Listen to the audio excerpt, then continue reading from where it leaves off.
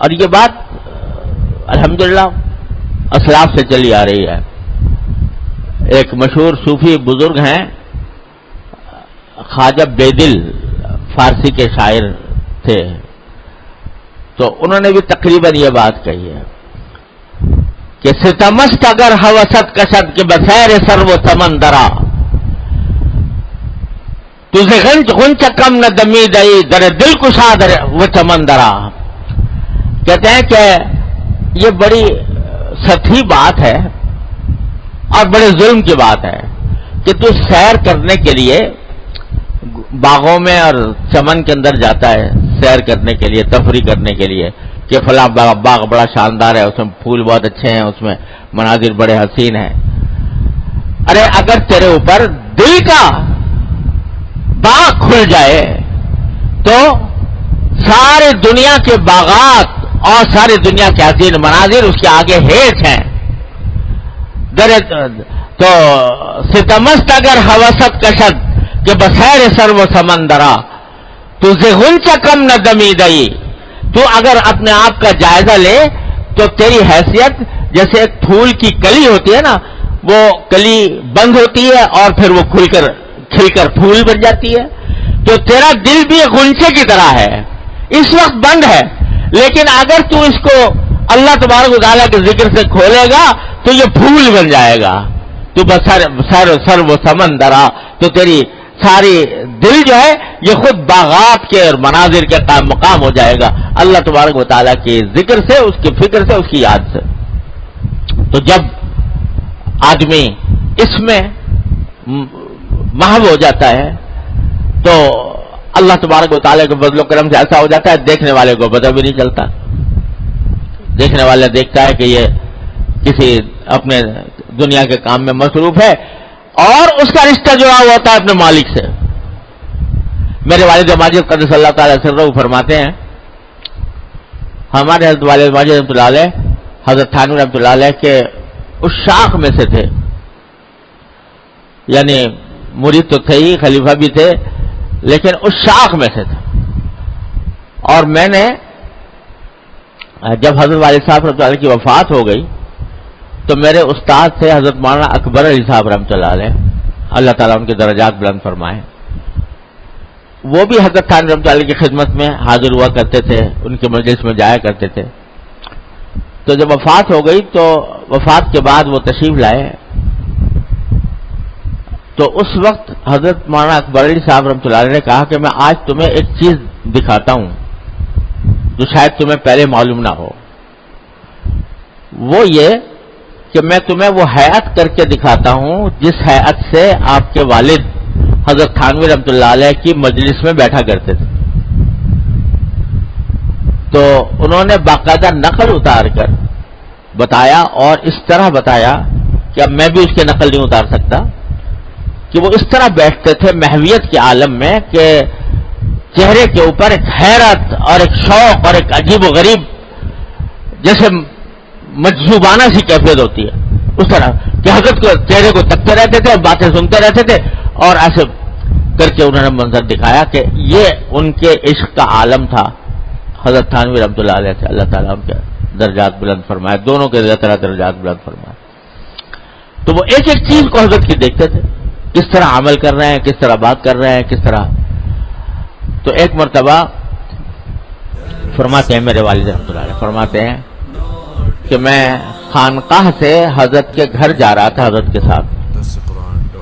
عام طور سے حضرت والا کے یہاں بڑے اصول قواعد ہوا کرتے تھے، ان اصول قاعدوں میں سے بھی تھا کہ جب میں جاؤں خانقاہ سے گھر جاؤں تو کوئی میرے ساتھ نہ چلے، نہ کوئی میرا سامان اٹھائے، بس اگر یہاں جو کچھ بات کرنی ہے کر لے، اس کے بعد مجھے مخلہ بالطبع چھوڑ کر چلا میں، تاکہ تنہا جاؤں. گھر جاتے تنہا جاتے تھے، نہ کوئی ساتھ چل رہا ہے، نہ کوئی سامان اٹھانے والا ہے. یہ جو پیروں کا انداز ہوتا ہے کہ جب پیر صاحب چل رہے ہیں تو پورا ایک لشکر بھی ساتھ چل رہا ہے، اور وہ یہ کچھ نہیں تھا. تو اکیلے جایا کرتے تھے، لیکن کبھی کبھی کسی کو خصوصی اجازت سے ساتھ رہنے کی بھی اجازت، کوئی اگر اجازت لے لے کہ حضرت اگر اجازت ہو تو میں آپ کے ساتھ گھر تک چلا جاؤں. تو حضرت فرماتے تھے ٹھیک ہے, کسی کو خاص اجازت. تو حضرت والد صاحب تعالیٰ فرماتے ہیں ایک مرتبہ میں نے اجازت دی اور حضرت کے ساتھ چلا گھر تک. چلتے چلتے راستے میں حضرت نے اپنے جیب سے ایک پرچہ نکالا اور قلم نکالا اور اس کے اوپر کچھ لکھا اور لکھ کر پھر جیب میں ڈال دیا. خاموش چل رہے ہیں, والد صاحب بھی کچھ خاموش ہے, حضرت ثانوی بھی خاموش.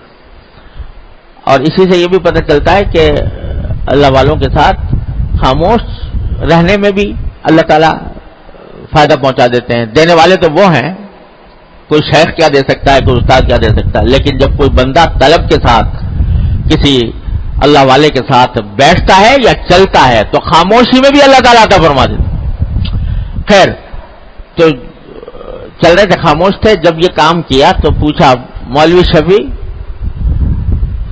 دیکھا اب سمجھے میں نے یہ کیا ہوا, کیا کام ہوا؟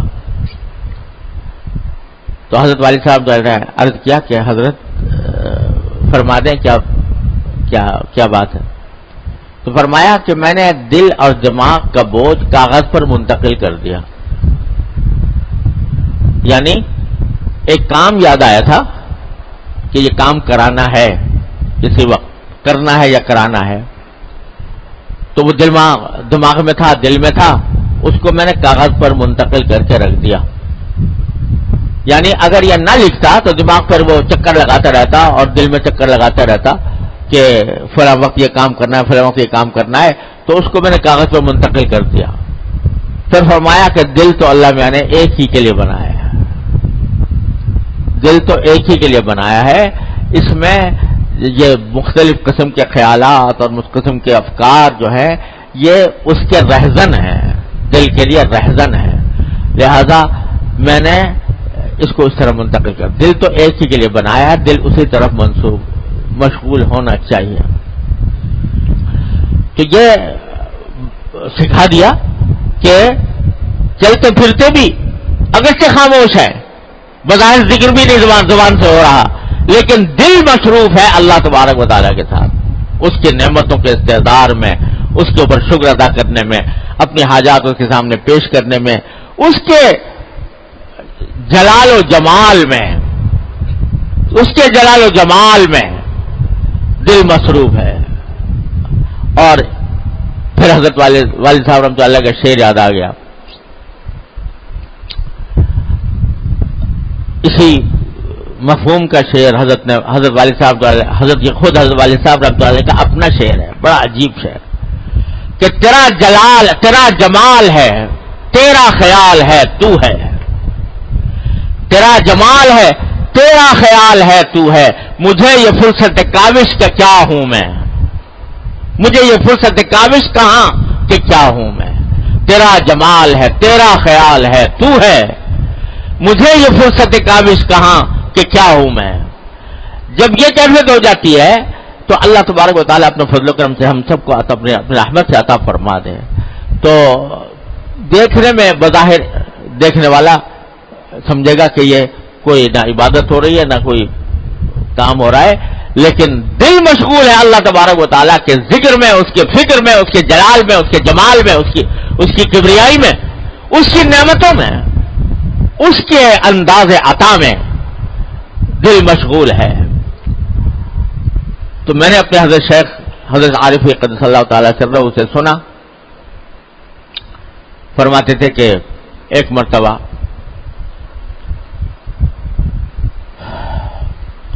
حضرت حکیم الامت قدس اللہ تعالیٰ سرہ نے مجھ سے فرمایا, یعنی میرے شیخ حضرت عارف قدس اللہ نے فرمایا کہ اب تو کچھ یوں لگتا ہے ہر بات میں کہ جیسے فرما رہے ہو اب یہ کر لو, اب یہ کر لو, اب یہ کر لو. ایسا لگتا ہے کہ یوں فرما رہے ہیں کہ اب یہ کر لو, اب یہ کر لو, اب یہ کر لو. یہ کیفیت ہو جاتی. تو جو کچھ ہو رہا ہے انہی کے ذکر سے ہو رہا ہے, انہی کے فکر سے ہو رہا ہے, انہی کے حکم سے ہو رہا ہے. تو جب اللہ تبارک و تعالی اس مقام, اس صورتحال تک پہنچا دیتے ہیں تو پھر بندہ بھی قریب ہو جاتا ہے. اللہ میاں تو قریب ہیں ہی ہیں، لیکن بندہ اس طرح قریب ہوتا ہے اللہ تبارک و تعالیٰ کے. تو اس وقت حضرت پڑے ہوئے ہیں بستر پر، بستر علالت پر ہے، اور کبھی کوئی آ کے دوا پلا رہا ہے، کبھی کوئی خدمت کرنا چاہ رہا ہے، بار بار کوئی آدمی آ رہے ہیں. تو ایک موقع پہ فرمایا کہ ارے بھائی، ایک مشغول آدمی کو کیوں تنگ کرتے ہو؟ ایک مشغول آدمی کو کیوں تنگ کرتے ہو؟ بستر پہ لیٹے ہیں، بیمار ہیں، نہ کوئی عمل کر رہے ہیں، نہ کوئی زبان بھی خاموش ہے. پر ہمارے مشغول آدمی کو کیوں تنگ کرتے؟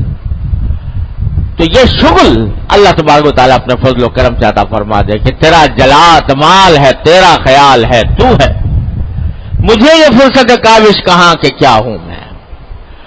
یہ چیز حاصل ہوتی ہے مشق سے. اپنے خیالات کی رو کو اللہ تبارک و تعالیٰ کی طرف پھیرنے سے یہ چیز الحمدللہ حاصل ہو جاتی ہے. کوئی ناممکن چیز نہیں ہے، حاصل ہو جاتی ہے. اور پہلے یہ ہوتا ہے کہ مدتوں تک خیال ہی نہیں آتا تھا، نہ کسی دعا کا خیال آ رہا ہے، نہ کسی، اپنی دھن میں مست ہیں، اپنے دنیا کے کاموں کے اندر، یہ کر لوں وہ کر لوں، اللہ میاں کی طرف دھیان نہیں ہے. لیکن جب کسی اللہ والے کی رہنمائی سے توجہ ہوتی ہے تو پھر آنے لگتا ہے خیال. لیکن آتا ہے پھر چلا جاتا ہے، آتا ہے پھر چلا جاتا ہے، آتا ہے پھر چلا جاتا ہے. لیکن اگر آدمی لگا رہے اور کوشش نہ چھوڑے، اور جب بھی کبھی غفلت ہو پھر اللہ تعالیٰ کی طرف متوجہ ہو جائے، پھر اللہ تبارک و تعالیٰ کی نعمتوں کی طرف، اس سے مانگنے کی طرف متوجہ ہو جائے، تو پھر ایسا ہوتا ہے کہ یہ کثرت سے آنے لگتا ہے، دوسرے خیالات کم اور یہ خیالات زیادہ. اور ایک مرحلہ اللہ تعالیٰ اپنے رحمت سے سب کو عطا فرما دے، وہ آ جاتا ہے کہ وہی زیادہ غالب رہتا ہے. جب کوئی ہوتا ہے محض بدرجہ حاجت کسی اور طرف دھیان چلا گیا، ورنہ دل وہاں پر، دل بیار و دست بکار، ہاتھ سے تو کام ہو رہا ہے لیکن دل اللہ تبارک و تعالیٰ کی طرف متوجہ ہے، یہ ہو جاتا ہے.